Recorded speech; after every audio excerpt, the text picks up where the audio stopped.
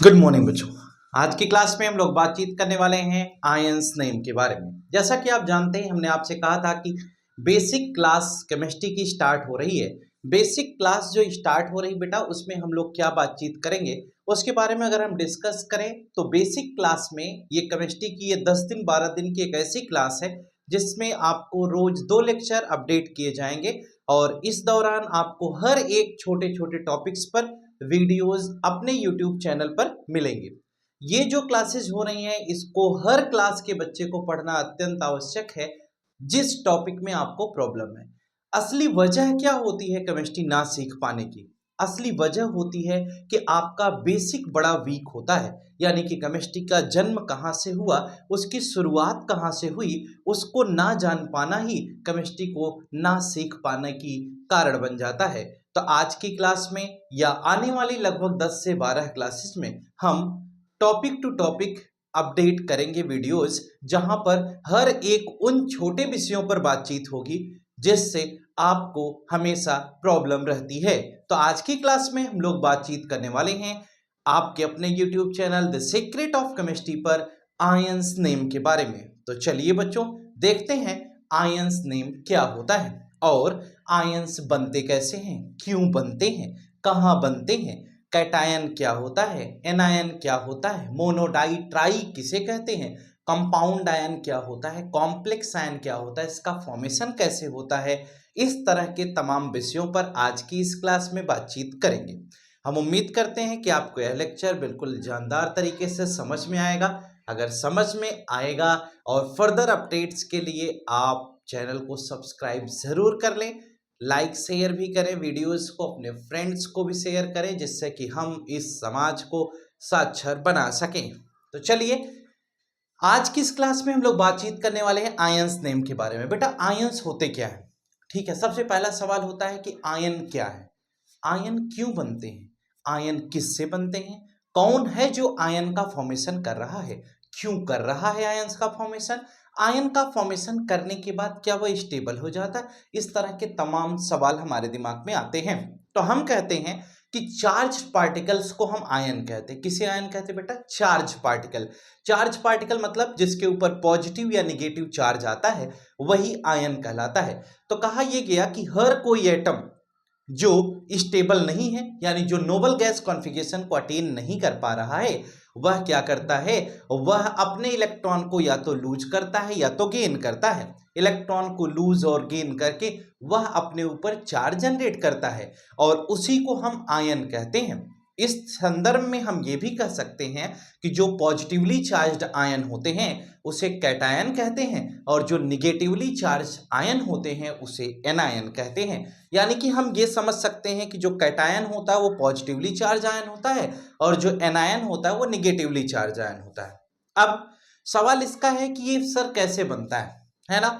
जैसे जो एलिमेंट आपने एटम्स का इलेक्ट्रॉनिक कॉन्फ़िगरेशन पीछे के लेक्चर्स में हमने अपडेट किया था, आपने देखा होगा।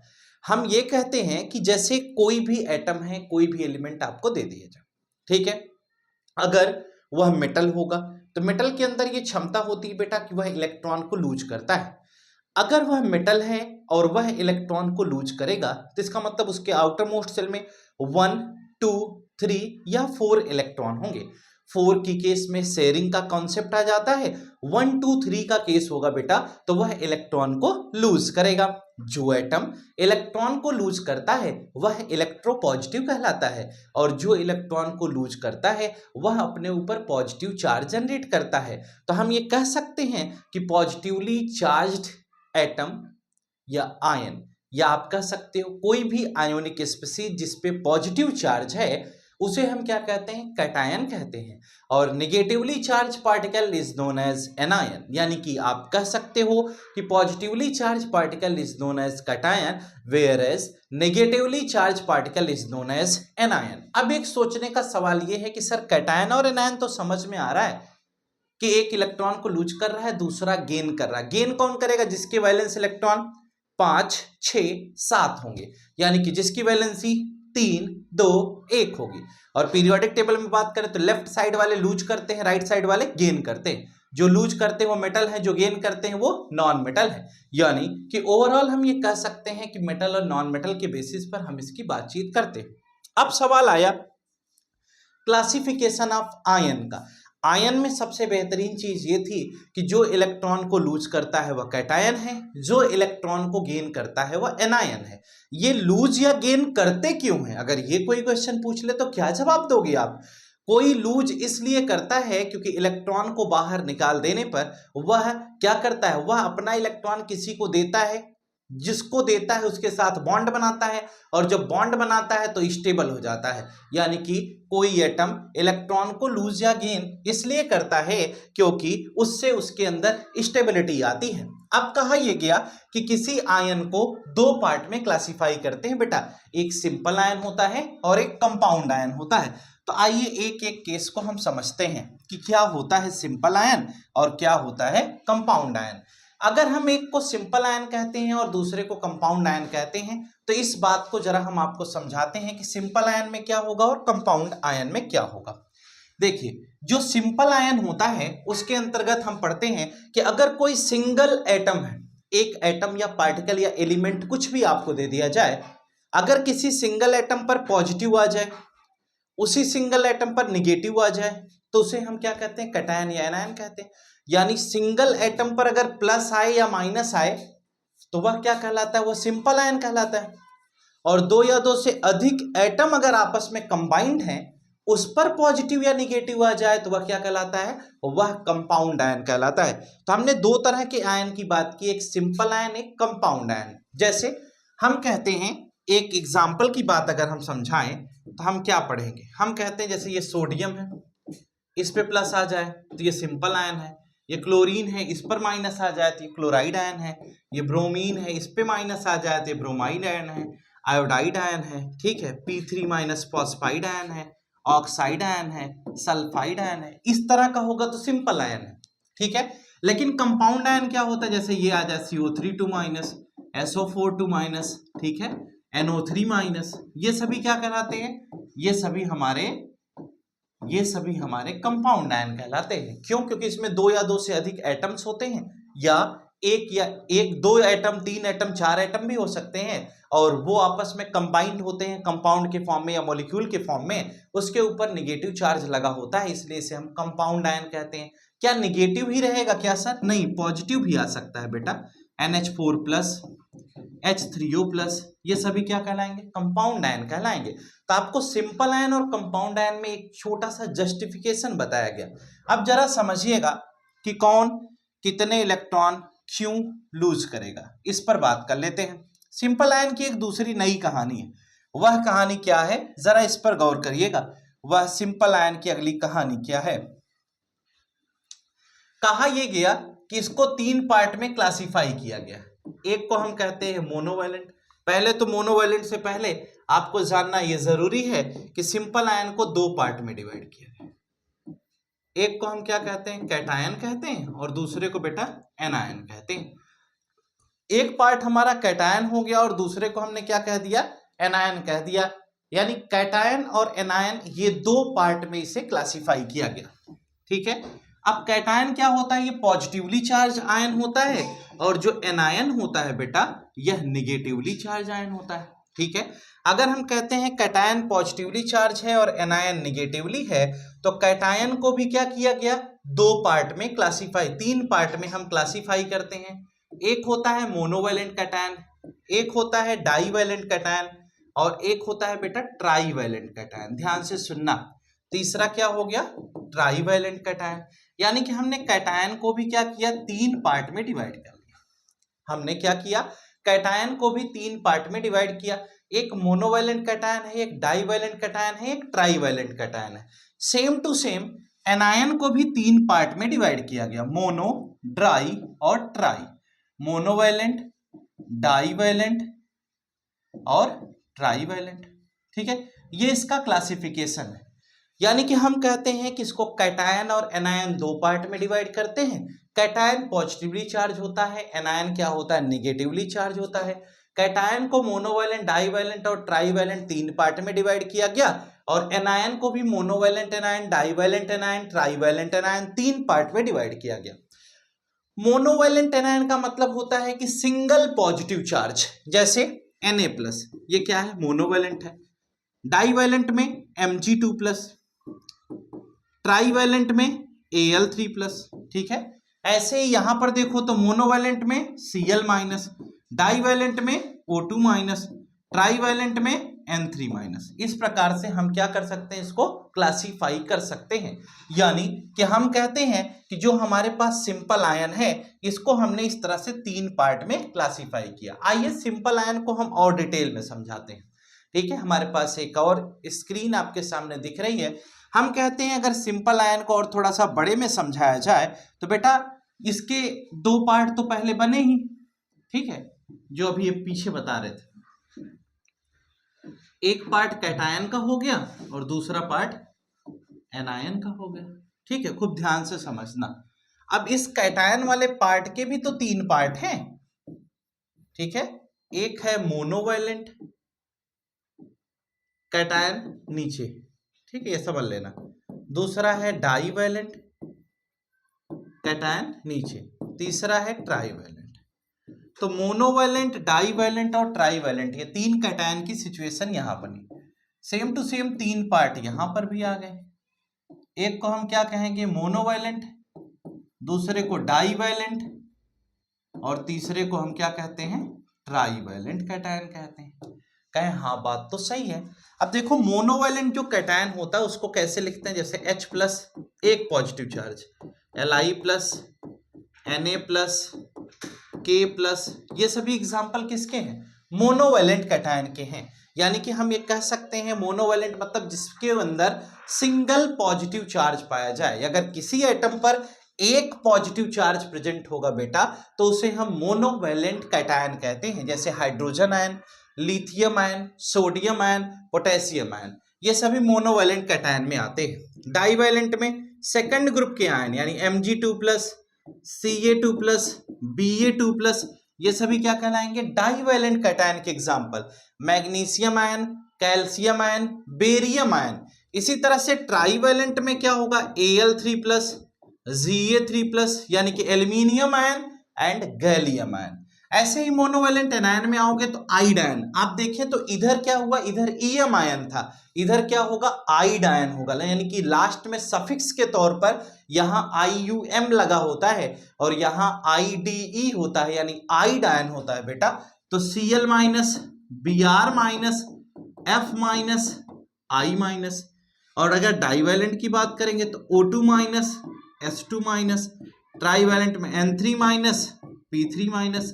अब देखिए chloride ion, bromide ion, fluoride ion, iodide ion, oxide ion, sulphide ion, nitride ion, phosphide ion, इस तरीके से हम क्या कर सकते हैं, इसके अंदर मोनोवैलेंट, डाईवैलेंट, ट्राईवैलेंट कैटायन और एनायन को आसानी से आइडेंटिफाई कर सकते हैं। और हम जो कैटायन वाला पोर्शन है उसे ईएम आयन कहते हैं और जो एनायन वाला पोर्शन है उसे आइड आयन कहते हैं। यानी कि आप ये कहेंगे कि इधर यह एक जनरल सी कहानी है, ये आइड आयन होगा और कैटायन में ईएम आयन होगा, ठीक है। यह एक बेसिक सा आप कह सकते हो डिफरेंस है जो इसमें यूज किया जाता है। चलिए आगे चलते हैं। सिंपल आयन के बाद बेटा कंपाउंड आयन का नंबर आता है। कंपाउंड आयन के अंदर हम कॉम्प्लेक्स आयन के अंतर्गत क्या पढ़ते हैं, हम पढ़ते हैं 2 या 2 से अधिक एटम होंगे, उनके ऊपर पॉजिटिव आ जाए, उनके ऊपर निगेटिव आ जाए। यानी जब 2 या 2 से अधिक एटम्स के ऊपर अगर पॉजिटिव या निगेटिव चार्ज आता है तो वह कंपाउंड आयन के अंतर्गत आते हैं। जैसे एक एग्जाम्पल की अगर हम बात करते हैं तो जरा समझिएगा वह एग्जाम्पल क्या होगा। हम पहला एग्जाम्पल मान लीजिए ले लेते हैं, जैसे ये H3O पॉजिटिव है, ये क्या है, इसको हम बेटा बोलते हैं हाइड्रोनियम आयन। क्या कहते हैं, हाइड्रोनियम आयन। तो अगर H3O पॉजिटिव की बात करते हैं तो ये हाइड्रोनियम आयन है। CO3 की बात करते हैं तो ये क्या होगा, यह कार्बोनेट आयन हो जाएगा, ठीक है। कौन सा आयन बनेगा, कार्बोनेट आयन हो जाएगा। अगर हम तीसरा बात करते हैं PO4 की तो यह क्या बन जाएगा, फॉस्फेट आयन बन जाएगा। तो ये जो आयंस की कहानी है ये क्या है, यह कॉम्प्लेक्स यानी कंपाउंड आयन की कहानी है, जहां 2 या 2 से अधिक एटम्स हैं और कुछ इस प्रकार से उनका नाम दिया जाता है। यानी कि इस तरह के तमाम नाम आपको मिलेंगे पढ़ने के लिए। ठीक है, तो घबराने का कोई विषय नहीं है। तो चलिए हम इसी को कंसीडर करके और आगे बढ़ते हैं और आगे की भी बात करते हैं। अब देखिए, अब हम आपको कुछ आयंस नेम याद कराते हैं, यानी कि जो आयंस नेम हमारे सिलेबस में हैं, जो बार बार हमें परेशान कर देते हैं, उसको हम तैयार कैसे करें, यानी आयंस नेम को रेडी करने का तरीका ढूंढते हैं। अब हम आपको बोर्ड पर आयंस नेम एक तरफ से पूरे लिखा देंगे और आप उसे सुनते चलिए, अपनी कॉपी में नोट करते चलिए बेटा, और वो आप तैयार कर लीजिए। चलिए, सबसे पहली बात, आपके ये वो विषय हैं जिन पर आपको सदैव परेशानी रही। आइए, पहला नंबर हम कहते हैं H+। बेटा आप साथ साथ जरूर लिखें, H+ को हम क्या कहेंगे? हाइड्रोजन आयन कहेंगे। थोड़ा छोटा मैं लिखूंगा, ठीक है। H+ को हाइड्रोजन आयन कहेंगे, सब मिक्स लिख रहा हूं, ठीक है। H- को हम क्या कहते हैं? हाइड्राइड आयन कहते हैं। क्या कहते हैं? Hydride ion. तीसरा Li+ को क्या कहते हैं? Lithium ion. क्या कहते हैं? लिथियम आयन, ठीक है। चौथा Be2+, इसको क्या कहते हैं? Beryllium ion. पांचवा Na+,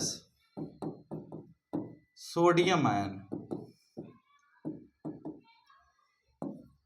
फिर K+, पोटेशियम आयन, ठीक है। Mg2+, magnesium ion. Ca2+, calcium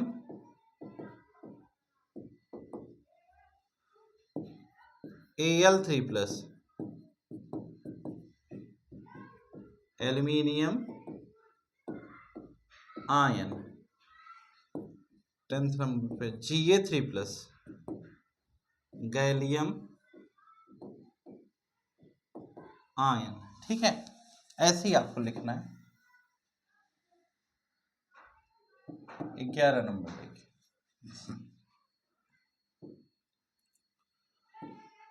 O2- oxide ion. O2 पर ऑक्साइड आयन। O2-, ये देखना तीनों में अंतर है, इसको बोलते हैं बेटा सुपर ऑक्साइड आयन, ठीक है। 14th में देखिए S2-, S से सल्फर होता है, निगेटिव है तो sulphide ion. P3-, phosphide ion, ठीक है।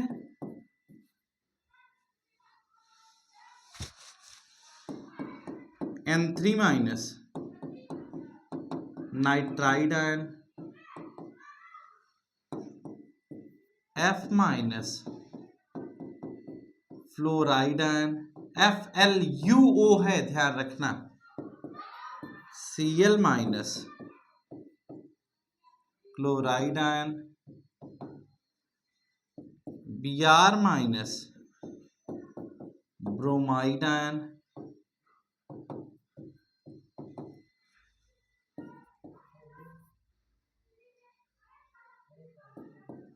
X-,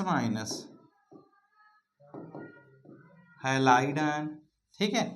ऐसे करके आप नाम याद कर सकते हैं। आयंस नेम को इस प्रकार से हम आसानी से तैयार करेंगे। जरा देखिएगा बोर्ड पर हम कैसे याद करेंगे।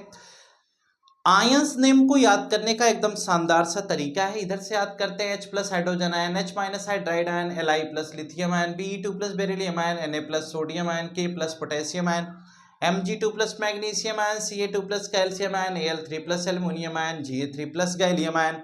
इधर याद करते हैं O2- ऑक्साइड आयन, O2 पर oxide ion, O2- super oxide ion, H2- sulphide ion, P3- phosphide ion, N3- nitride ion, F- fluoride ion, Cl- chloride ion, Br- bromide ion, X- halide ion. इस प्रकार से हम 20 ions के name आसानी से याद कर सकते हैं। चलिए आगे चलते हैं बेटा, इसको आप नोट कर चुके होंगे, तो हम और आगे चलेंगे और अगली बात इसके आगे के आयंस के बारे में करेंगे। देखिए अगली बात आती है कि अगर हम 21 नंबर पे पहुंचते हैं तो क्या याद करते हैं, कुछ ऐसे आयंस अब हम आपको लिखा रहे हैं जिनके अंदर ये क्षमता है कि एक से अधिक वेरिएबल वैलेंसी वाला केस शो करते हैं। जरा देखिए, आपने सुना होगा आयरन के बारे में Fe2+, इसको बेटा कहते हैं फेरस आयन। क्या कहते हैं? Ferrous ion. ऐसे ही आपका 22 नंबर अगला आएगा Fe3+, इसको बोलते हैं फेरिक आयन। फिर आता है 23 नंबर Cu+, इसको कहते हैं बच्चा क्यूप्रस आयन। क्या कहेंगे? Cuprous ion. ये आता है Cu2+, इसको कहते हैं बेटा क्यूप्रिक आयन। ठीक है, 24 के बाद 25 नंबर पे आते हैं Hg+, इसको कहते हैं मर्क्यूरस आयन। क्या कहते हैं? Mercurous ion. फिर 26 नंबर पे आते हैं Hg2+, इसको कहते हैं बेटा मर्क्यूरिक आयन। क्या कहते हैं? Mercuric ion. ठीक है, 26 बाद 27 नंबर पे आते हैं Pb2+, इसको कहते हैं बच्चा प्लम्बस आयन।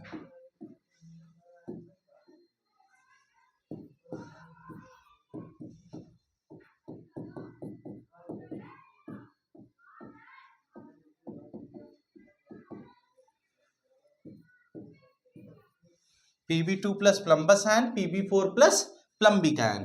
ऐसे ही बच्चा आता है Sn2+, इसको Sn मतलब स्टेनस आयन।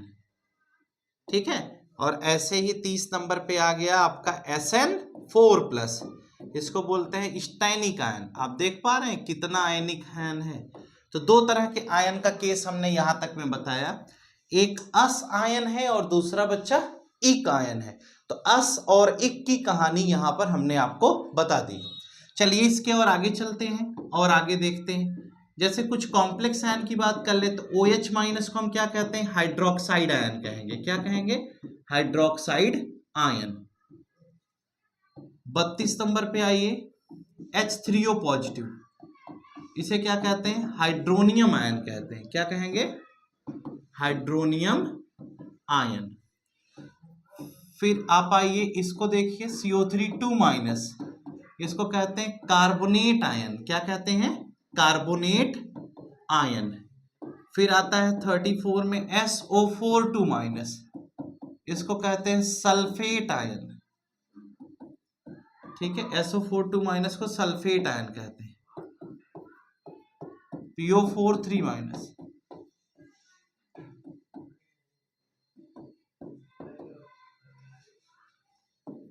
इसको फॉस्फेट आयन कहते हैं।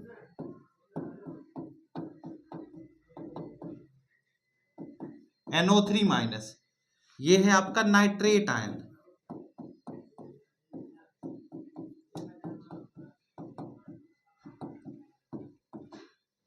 इसको कहते हैं नाइट्राइट आयन। NO3- को नाइट्रेट आयन, NO2- को क्या कहते हैं? Nitrite ion. ठीक है, इस तरह से आपको सारे आयन्स याद करने पड़ेंगे। SO3₂ को क्या कहते हैं? Sulphite ion. क्या कहते हैं बेटा? Sulphite ion.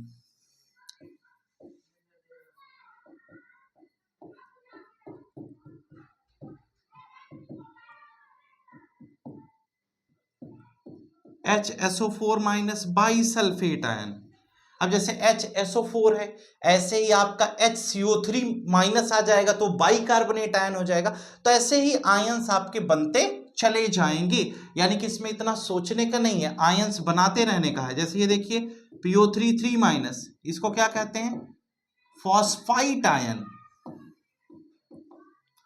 ठीक है, ये देख पा रहे हैं, ये टोटल आपको 21 से लगाकर 40 यानी 40 आयंस नेम फिर से लिखा दिए गए। आप जरा एक बार ध्यान से देखिएगा, आयंस नेम याद करने का एकदम शानदार सा तरीका मैं आपको दिखा रहा हूं। क्या याद करेंगे? Fe2+ ferrous ion, Fe3+ ferric ion, Cu+ cuprous ion, Cu2+ cupric ion, Hg+ mercurous ion, Hg2+ mercuric ion, Pb2+ plumbous ion, Pb4+ plumbic ion, Sn2+ stannous ion, Sn4+ stannic ion. इधर याद करते OH minus hydroxide ion, H3O positive hydronium ion, CO3 2 minus carbonate ion, SO4 2 minus sulphate ion, PO4 3 minus phosphate ion, NO3 minus nitrate ion, यहां से NO2 minus nitrite ion, SO3 2 minus sulphite ion, HSO4 minus bisulphate ion, PO3 3 minus phosphite ion. इस तरह से आप ions को आसानी से याद कर सकते हैं। इसी तरह के ढेर सारे आयंस आपके सिलेबस में हैं, जैसे अभी हमने बताया नहीं, MnO4 minus परमैग्नेट ion, Cr2O7 2 minus dichromate ion. ऐसे ही ढेर सारे आयंस अभी भी रिमेनिंग हैं। एक तो 40 आयंस आप याद कर लीजिए, आपकी गाड़ी पर्याप्त चलेगी, परफेक्ट चलेगी, कोई काट नहीं सकता है आपको। अच्छा करेंगे और इतने से आपकी केमिस्ट्री बिल्कुल अच्छी हो जाएगी। ठीक है, डिस्क्रिप्शन पे हम आपको बाकी के आयंस नेम की नोट्स भी प्रोवाइड करा देंगे। ठीक है, बाकी आप टेलीग्राम चैनल से भी इसको डाउनलोड कर सकते हैं। नोट्स टेलीग्राम चैनल पर अपडेट कर दी जाएंगी 1 से 2 दिन के अंदर में। आज के लिए फिलहाल इतना ही। हम उम्मीद करते हैं कि आपको ये लेक्चर अच्छा लगा होगा, समझ में आया होगा और आप इसे अच्छे से पढ़ेंगे। मेरा पूरा उद्देश्य यही है बेटा कि जो बेसिक चीज़ें हैं आपकी, जो आप नहीं पढ़ पाए हैं या जिसकी वजह से आने वाले समय में केमिस्ट्री आपको कठिन लगने लगती है, उस पर फोकस किया जा रहा है।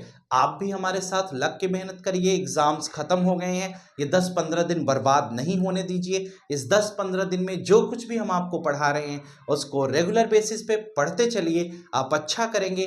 क्लास 9th में होंगे तो भी अच्छा करेंगे, अगली साल 10th में जा रहे हों तो भी अच्छा करेंगे, और 11th 12th में अगर आप जा रहे हों तो उम्मीदन बहुत अच्छा करेंगे। आज के लिए फिलहाल इतना ही।